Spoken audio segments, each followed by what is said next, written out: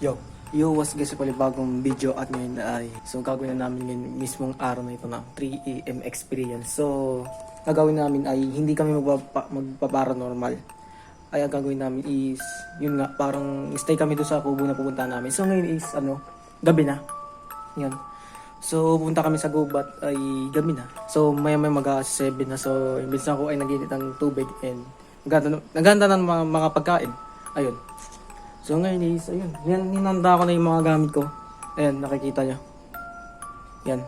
Yung ilaw ko, yung mic ko, ayan lahat, headset ko. Sakali man mag-sound trip ako. So, yun lang naman, yun. So ito yung battery guys, ang gagawin ko sa ilaw. In case lang madilim. Yan. So ngayon is, sana walang munang kalokohan. Ito ay legit, seryoso. So, kung ano mangyari sa amin, sana makuwi kami na makabalik kami ng makapunta kami ng ligtas doon. And sana yan, kasi napakadelikado. Yan. So first time to sa aking channel na itong gagawin ko. So itong video na ito walang kalokohan. Yan.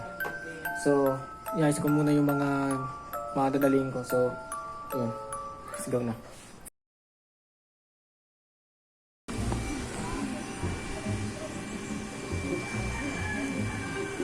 Ito yun guys, ayun, papabalik ako ng iba na to. Sa inalaga ko yung itlog dito. Ayan. Umalis kasi dito ako, kaya ako muna yung gumawa dito. Yung ginawa lang saglit. Kaya tuloy kami. So, ayan. Ito, nakita niyo yung ginagawa ko. Ayan. Ayan.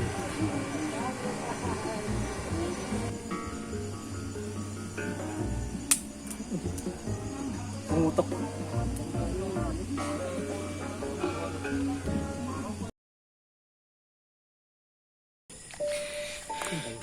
So guys, dito tayo sa gubat. So hindi ko lang video yung ginawa namin kasi matarik yung daan. Kaya yun. So nilalakad pa lang namin. Yung nakikita nyo. Yung nakikita nyo. Yung nakikita nyo. Nakikita niyo. Oh God, may ano yan? Delikado yun. Uy! Saan dito? Aray.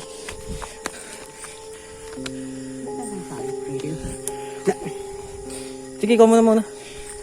Ano?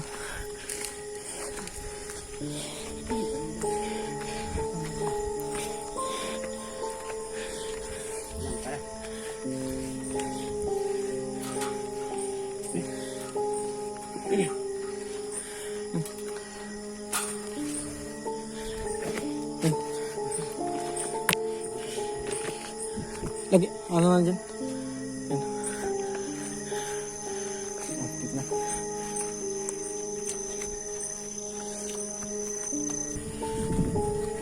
Ayun na, dito na. Nandun yung kuryente. Hindi, doon tayo. Doon na. Doon. Doon tayo. Pahinga tayo konti. Sabi na. Ito. Ayun daw.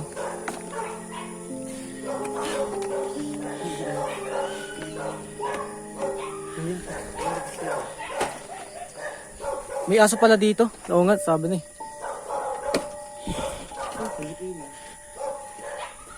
Saksak mo daw kuryente. Ay, teka, yung ilaw ito eh.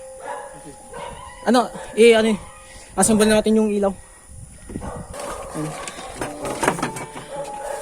Alright guys, so update ay nandito na kami sa kubo. So kakapagod lang kasi matarik yung yadahan namin.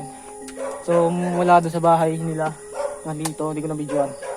Kasi yung ibang daan ay maputik. So nakikita nyo, yung pa ako. Maputik yan.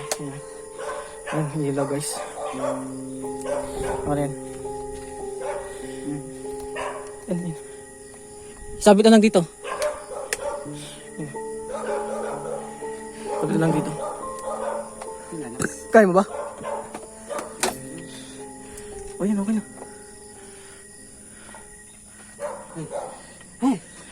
Okay guys, so ayan. So kakain muna kami and Mamaya ulit. Yun lang.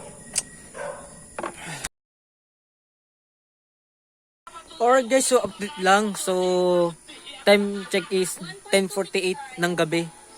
So, so yun guys, wala naman kami ginagawa dito. Puro upo lang. Ayan, sa cellphone lang ako. Ayan. So, di ko alam na mayayari mamayang alas 3. Yun. So, nakikita nyo naman, sa bang dilim. Yun. Wala ka halos makikita dito. Ano. Pag nabasa ko ito, makikita nyo, wala. Hindi nyo kita yung mukha ko. Ayun. Ayun na. Tinang mo.